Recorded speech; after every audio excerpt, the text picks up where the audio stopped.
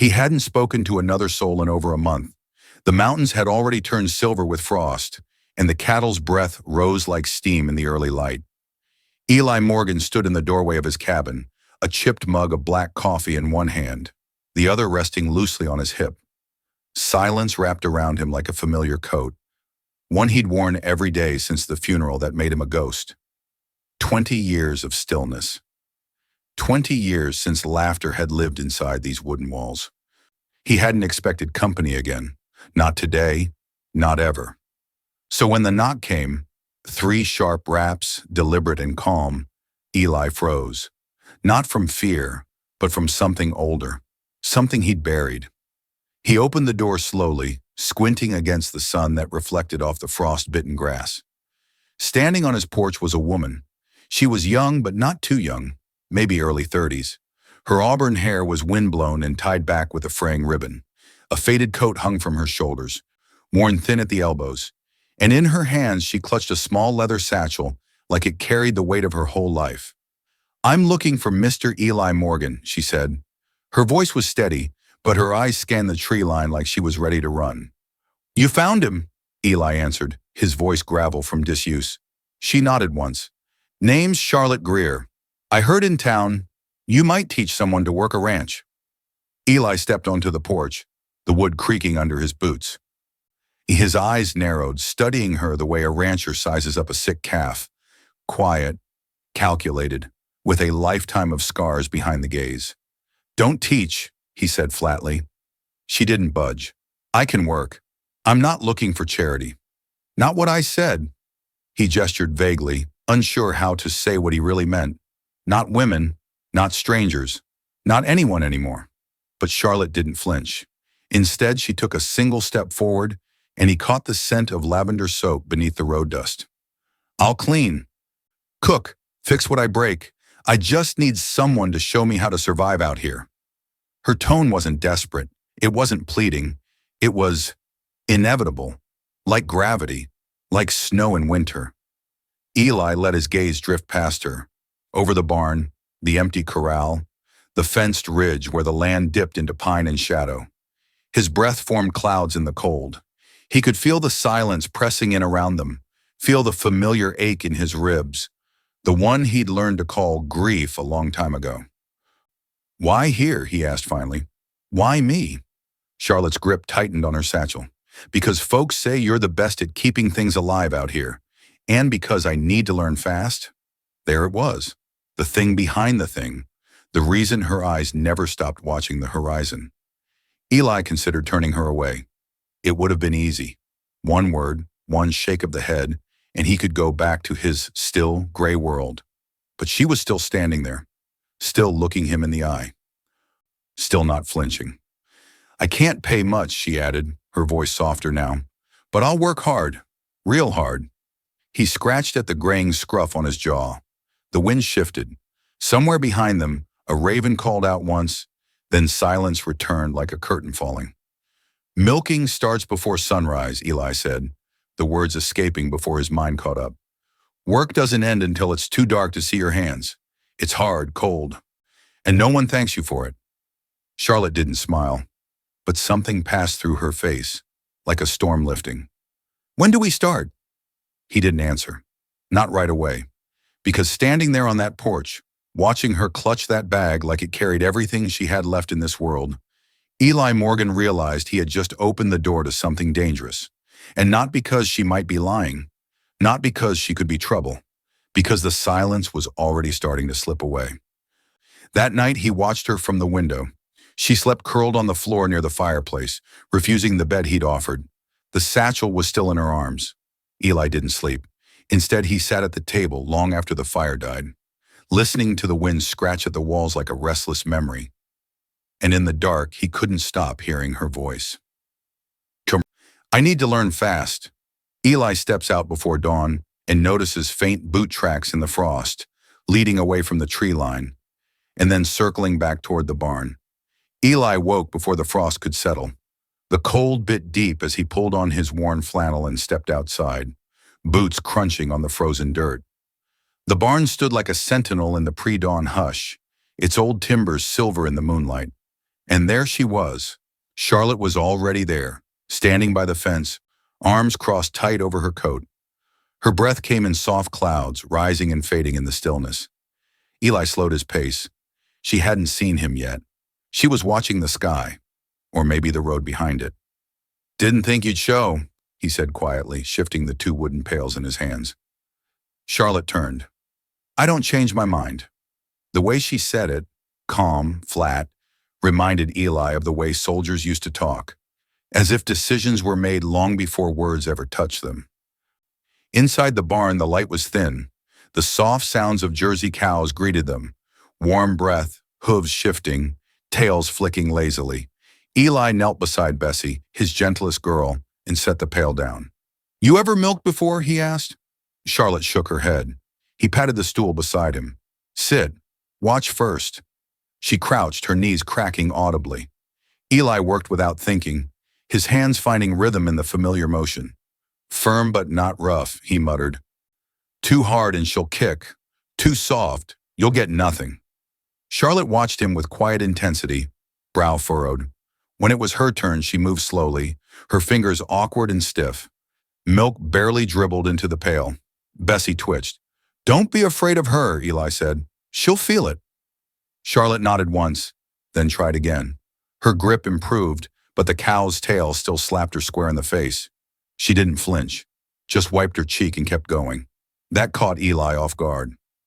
Most folks, especially the city types, would have cursed, maybe quit, but not her.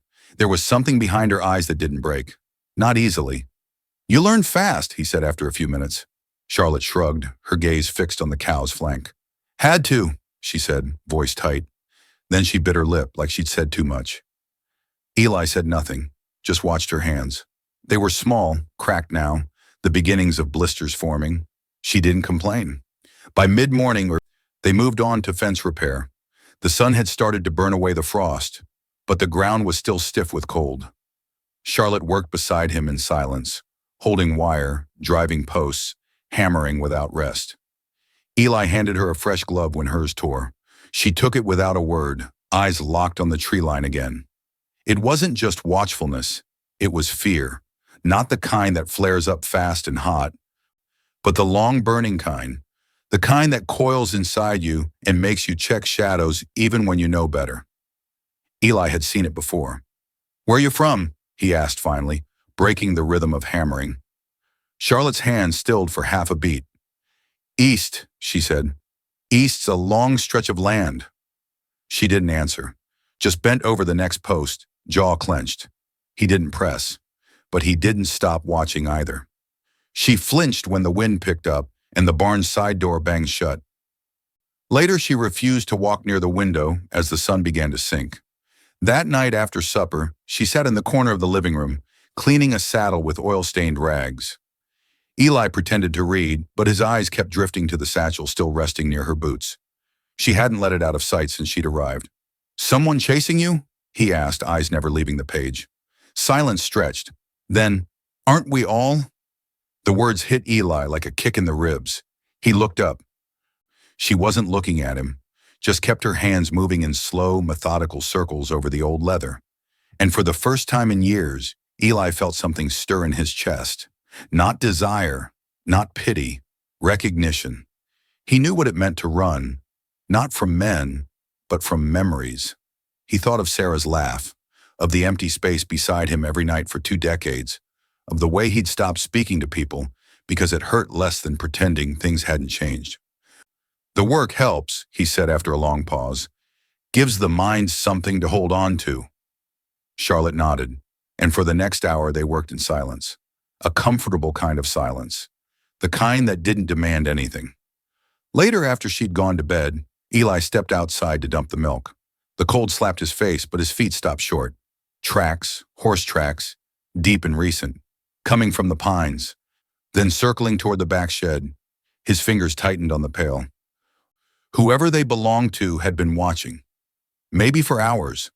He turned toward the barn, where Charlotte's light was still glowing behind the curtain. Whatever she's running from, he thought, it just found her trail. It started with a sound Eli hadn't heard in years. Hoofbeats. Not the lazy trot of ranch stock, but something faster, purposeful, the kind of rhythm that travels up through your boots before you even hear it in your ears. By the time he stepped onto the porch, the sun was dipping behind the western ridge, washing the sky in orange fire. The wind had quieted, but the tension hadn't. Eli felt it in his ribs, tight, familiar. Three riders emerged from the trees, slow and steady, like shadows peeling away from the pines. Dust curled behind them. All wore dark coats. Only one had a hat pulled low enough to hide his face, but it was clear who was in charge. Charlotte stepped outside just as they reached the fence line.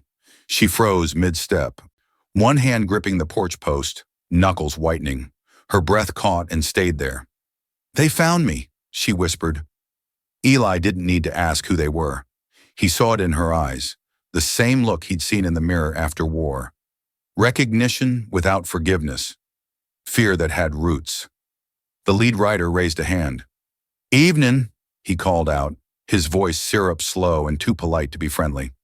"Looking for a woman, auburn hair, green eyes. Goes by Charlotte."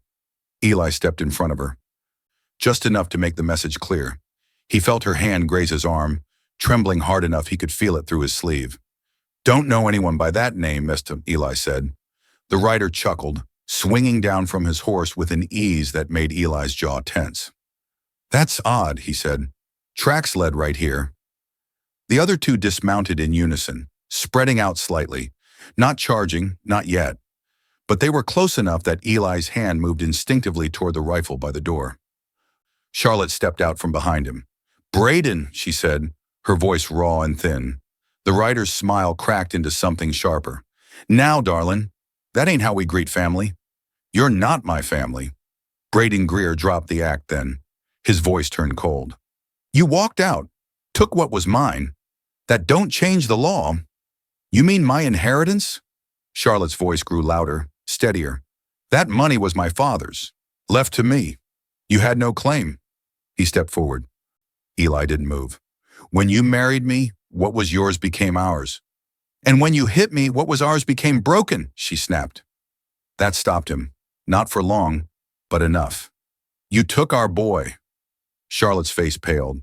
Eli's mind worked fast now. "There's a child. That's the reason. That's the urgency." "You think I'd let you raise him to be like you?" she hissed. Braden's hand drifted to the pistol on his hip. Casual but intentional. One of his men shifted, boot scraping against gravel. Eli spoke before anyone else could. "She's not going anywhere." Braden turned. "Old man, you don't want to die for something that ain't yours." Eli met his gaze, steady and flat. "Been dead a long time, son, but I know when to stand." The air crackled with something sharp and brittle. No one moved. Not yet. Charlotte's voice cut through it. "You don't get to take me, and you don't get to touch our son." Braden laughed, mocking and cruel. "You think hiding here changes anything? You think this ghost of a rancher can protect you?" He looked Eli over, dismissed him with a twitch of the eyes. "I'll be back," he said, turning to mount. "With more men, with papers. You won't hide forever, Charlotte." But before he climbed into the saddle, he turned one last time, eyes cold and certain. "And when I come back, you're not the only one who might have an accident." He didn't have to say the name. Charlotte gasped. Eli stepped forward then, not with anger, but clarity. "You come back here with threats again," he said quietly. "You'll leave in a pine box." Braden said nothing. They turned. They rode out. The sound of hooves faded into the dusk, and when silence returned, it was heavier than before. Charlotte sat on the steps, arms wrapped around herself like armor. Eli didn't speak. He didn't have to, until she did. "I left Noah in Denver with my sister, where he's safe, where Braden wouldn't find him, until now." Her voice broke on that last word. Eli stared into the dark where the riders had vanished. "You did the right thing." "He used Noah to control me," she said. "Threatened to hurt him if I didn't hand over everything. The house, the money, my name." Eli's jaw clenched. Charlotte looked at him. "Why are you helping me?" He didn't answer right away. Because the truth wasn't easy. Because the last time he chose to care, He buried the woman who made him believe in second chances. But looking at Charlotte now, shaking, yes, but still standing, he saw something familiar, not in her face, in her fight.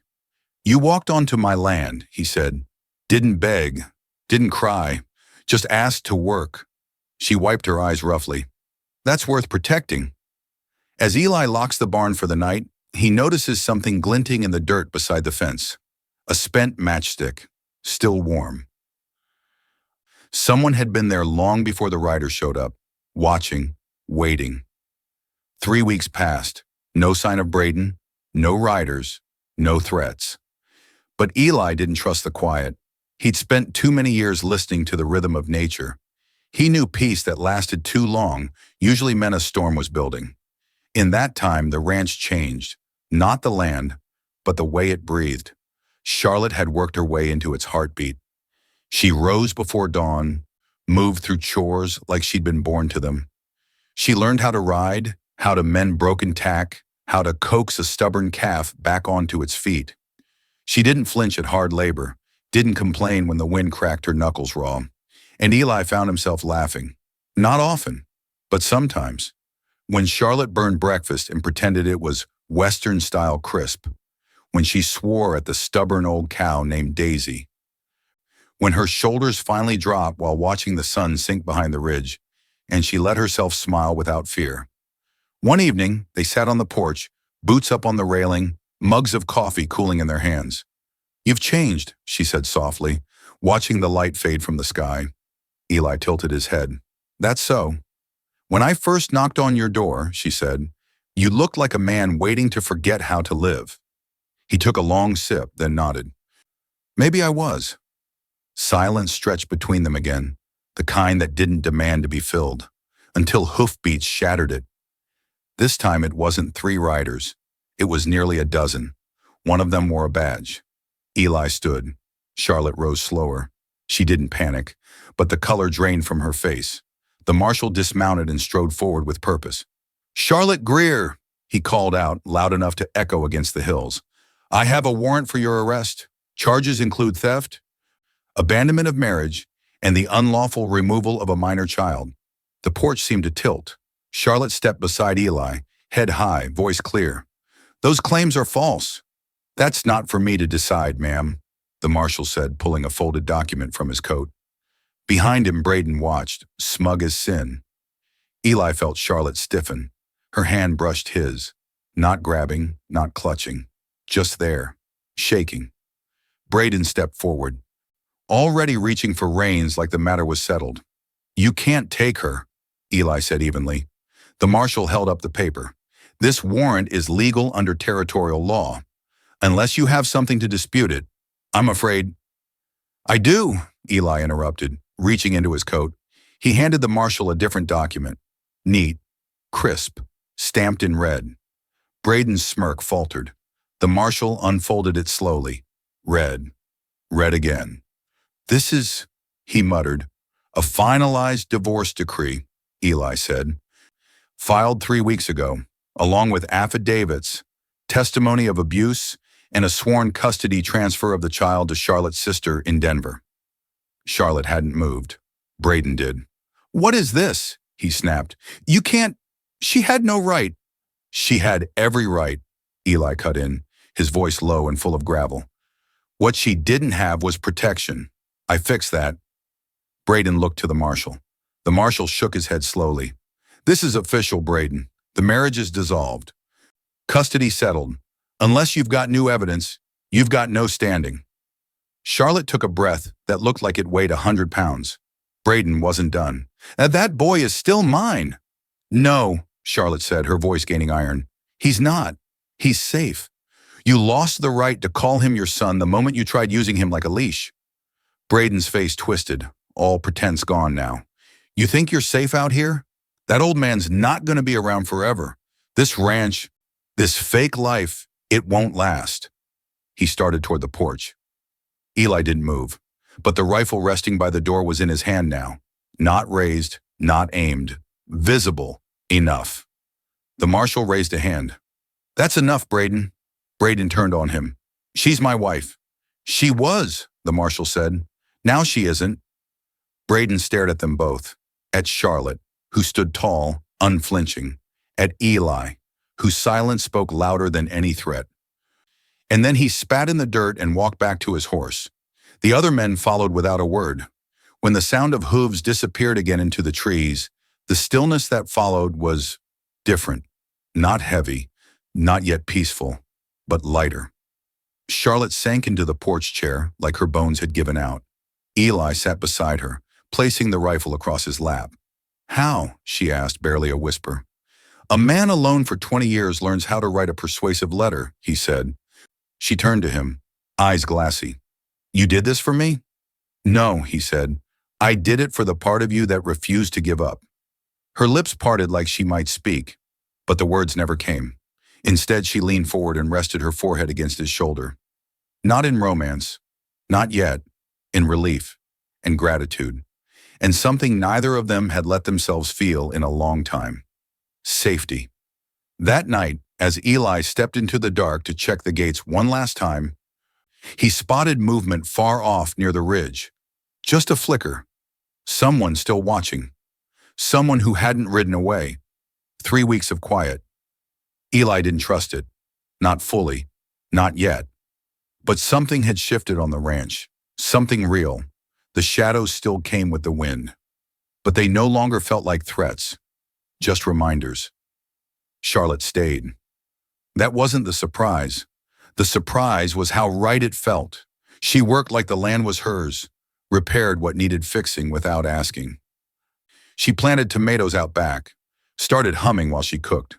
Hummed badly, but it filled the house with a kind of music Eli had forgotten. She still flinched sometimes, still scanned the tree line before sunset, but there was something new in her too. Rootedness. The way she leaned her shoulder against the doorframe while sipping coffee. The way her laughter came more easily, like it belonged. One morning, she passed him a wrench during a barn repair, and their hands touched, just briefly. But the heat from it stayed with Eli longer than it should have. He didn't mention it, neither did she. But the silence between them started to feel different, not empty, full. They sat on the porch most nights now, watching the sun bleed across the horizon. The land turned violet, then blue, then black, and neither of them said much. Just breathed. "You ever think about leaving?" Charlotte asked one evening, boots up, eyes fixed on the sky. "Used to," Eli said. "Now? Not really." She nodded, but something in her posture tightened. "I think about going back," she said. "Not to Braden. God, no. But to find a life that isn't hiding." Eli glanced over. "You think you're hiding now?" She didn't answer right away. Then, "Maybe not. Maybe I'm just waiting to believe it's real."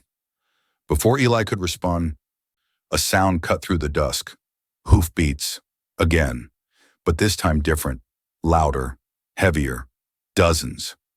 Eli was on his feet before the first rider cleared the ridge. They came in a wave.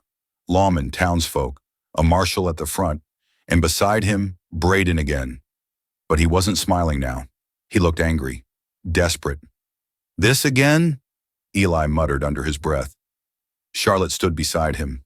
She wasn't shaking this time. The marshal raised a hand. "We're not here to fight." Braden wasn't listening. "She forged it," he barked, pointing at the divorce decree. "That paper was fake. I got a judge to reissue a warrant." The marshal didn't speak yet, just looked between Eli and Charlotte. "We've had reports," he said carefully, "but no proof. The court in Denver upheld the documents you submitted, Mr. Morgan. Still, Braden has filed a claim in the territory for breach of custodial rights." Charlotte stepped forward. "Then let me say this plain." Her voice didn't tremble, not even a little. "Noah is safe. Legal custody has been transferred. And Braden Greer is no father. He's a threat." Braden's face turned red. "You don't get to decide that." "Actually," a second voice said from the rear of the group, "she does." Everyone turned. A man in a gray coat stepped forward. Judge Emerson, one of the senior territorial justices. "I've seen the evidence. I've seen the bruises, the letters, the ledgers. It's over, Mr. Greer." Braden's mouth opened, then closed. "You come after this woman again," the judge said. "You'll answer to me." Silence fell hard. Then Braden yanked his horse's reins and turned back toward the woods, riding hard, the dust rising behind him like smoke. He didn't look back. None of them did. The marshal nodded once toward Eli. Then the crowd began to thin. Hoofbeats faded, dust settled, and it was done. Charlotte exhaled slowly. Her knees nearly buckled. Eli caught her elbow gently. She looked up, searching his face. "How do you even know who to write?" "I've got more friends than I let on," he said, half smiling. "Turns out even a broken-down rancher knows a judge or two when he takes the time to ask." Her eyes were glassy, but her voice held steady. "You did all this for me." "No," he said. "I did it because you believed in something worth saving." She stepped closer. He didn't move. "I think I stopped running," she whispered. Eli nodded. "Good. I was getting tired trying to keep up." She laughed through tears, then did something neither of them had planned. She kissed him. Soft, not desperate, just real. And for the first time in 20 years, Eli Morgan let himself feel it. Not the loss, not the ache, but the life still waiting on the other side of grief. 6 months later, a wagon creaked into the yard. A small boy jumped down before the wheel stopped moving. "Noah!" Charlotte called out, running to him. Eli stood back, arms crossed, heart pounding in ways he didn't understand. The boy hugged his mother fiercely, then looked up at the man behind her. "You the one who taught my mom to ride horses?" he asked. "I did," Eli said. "You gonna teach me?" Eli smiled. "If you're not afraid of falling." Noah grinned. "I'm not." Charlotte turned, eyes shining.